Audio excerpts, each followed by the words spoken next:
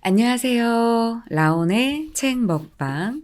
오늘은 빅터 프랭클의 죽음의 수용소에서라는 책을 먹어보도록 하겠습니다.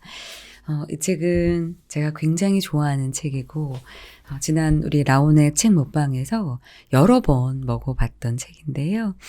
너무 책의 내용이 좋아서 다른 내용 여러분과 함께 오늘도 나누도록 하겠습니다. 네, 오늘도 맛있게 잘 먹도록 하겠습니다.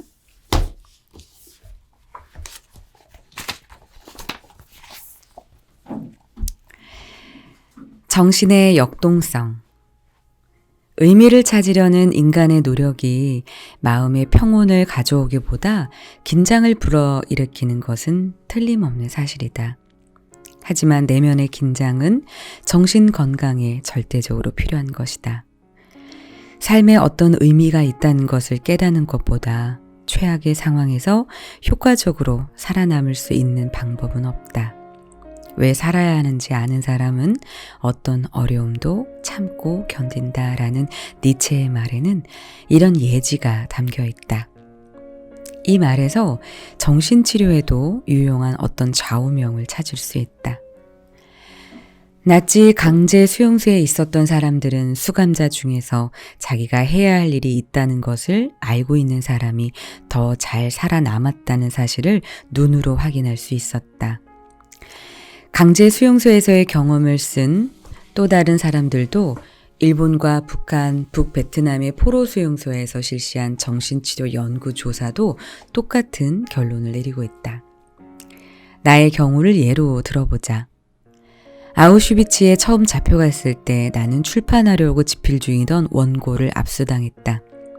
이 이야기에서도 알 수 있는 것처럼 사람은 어느 정도 긴장 상태에 있을 때 정신적으로 건강하다. 그 긴장이란 이미 성취해 놓은 것과 앞으로 성취해야 할 것 사이의 긴장, 현재의 나와 앞으로 돼야 할 나 사이에 놓여있는 간극 사이의 긴장이다. 이런 긴장은 인간에게 본래부터 있는 것이고 정신적으로 잘 존재하기 위해서 필수 불가결한 것이다. 따라서 우리는 인간 내면에 잠재된 의미를 찾을 수 있도록 도전장을 던지는 일을 주저해서는 안 된다. 그렇게 해야만 그동안 숨어있던 의미를 찾고자 하는 의지를 일깨울 수 있다. 사람에게 우선적으로 필요한 것은 마음의 안정 혹은 생물학에서 말하는 항상성, 즉 긴장이 없는 상태라고니 말한다. 나는 정신건강에서 이처럼 위험천만한 오해는 없다고 생각한다. 인간에게 실제로 필요한 것은 긴장이 없는 상태가 아니라 가치 있는 목표, 자유의지로 선택한 목표를 위해 노력하고 투쟁하는 것이다. 인간에게 필요한 것은 어떻게 해서든지 긴장에서 벗어나는 것이 아니라 앞으로 성취해야 할 삶의 잠재적인 의미를 밖으로 불러내는 것이다. 인간에게 필요한 것은 항상성이 아니라 정신적인 역동성이다.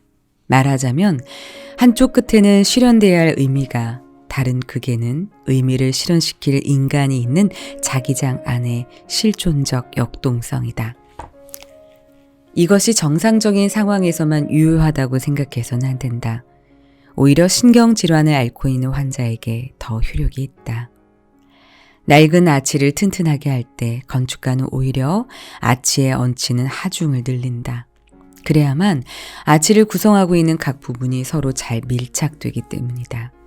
이와 마찬가지로 환자의 정신 건강을 증진시키려는 심리요법가는 삶의 의미를 갖도록 지도하는 과정에서 환자 마음에 어느 정도 긴장을 유도하는 것을 주저해서는 안 된다. 지금까지 삶의 의미를 찾도록 하는 것이 환자에게 유익한 영향을 끼친다는 이야기를 했다.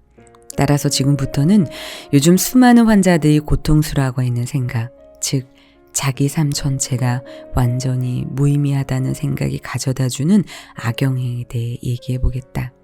환자들은 살만한 가치가 있는 삶의 의미가 무엇인지 잘 모르고 있다. 그들은 내적인 공허, 자신 안의 허무가 늘 따라다닌 것을 느낀다. 앞에서 내가 실존적 공허라고 얘기했던 바로 그런 상황에 갇혀 고통받고 있는 것이다. 실존적 공허는 20세기에 광범위하게 퍼져 있는 현상 중 하나다. 이는 충분히 납득할 수 있는 현상으로 인간이 진정한 의미의 인간이 된 후에 겪어야 했던 두 가지 손실에서 비롯된 것이다. 인류 역사가 시작될 때 인간은 동물적인 본능의 일면을 잃었다. 본능에 따라 행동하고 그러면서 자기 자신을 안전하게 지킬 수 있는 동물적 본능을 잃어버린 것이다. 낙원에서나 얻을 수 있는 안전함은 이제 인간에게 영원히 불가능한 것이 됐으며 인간은 선택해야 하는 상황에 놓였다.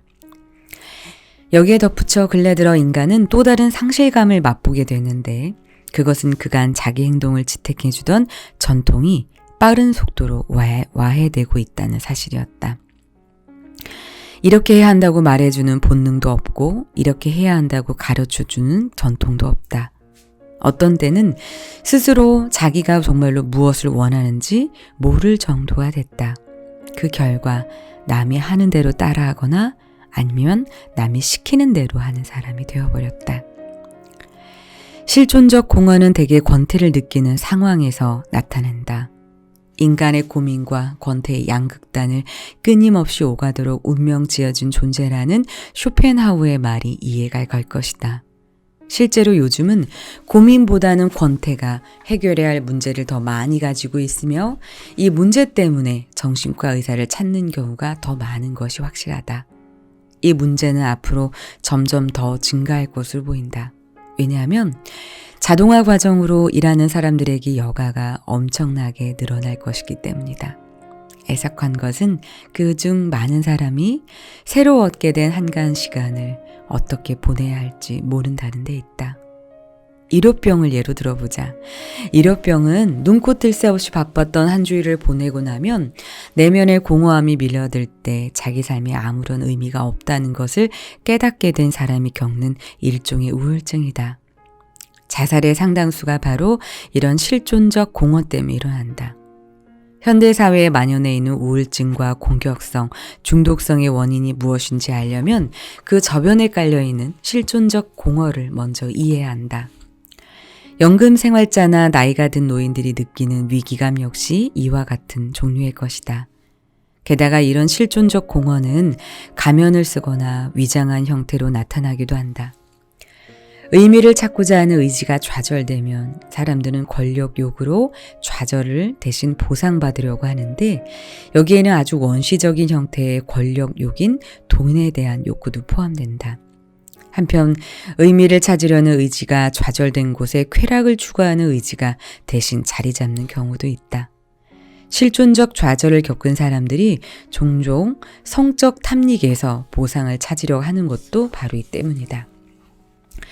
정신과 환자에게도 이와 비슷한 현상이 일어난다. 나중에 다시 얘기하겠지만 특정한 유형의 피드백 기제와 악순환의 고리가 형성되는 것이다. 이런 친구들이 공허한 상태에 있는 실존에 침입해 들어가서는 계속 번성하는 것을 수없이 볼 수 있다. 이런 환자의 경우 누제닉 노이로제로 취급해서는 안 된다. 하지만 환자에 대한 심리요법에 로고테라피를 보완하지 않으면 환자가 자기 상황을 극복하게 할 수 없다. 왜냐하면 이런 실존적 공허에 무언가를 채워넣으면 병이 악화되는 것을 막을 수 있기 때문이다.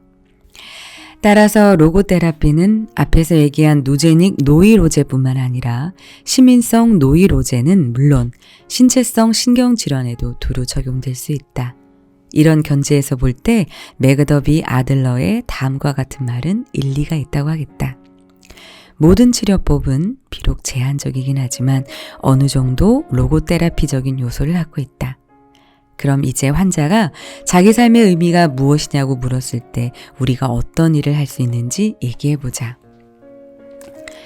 나는 의사들이 이 질문에 대해 일률적인 대답을 해줄 수는 없다고 생각한다.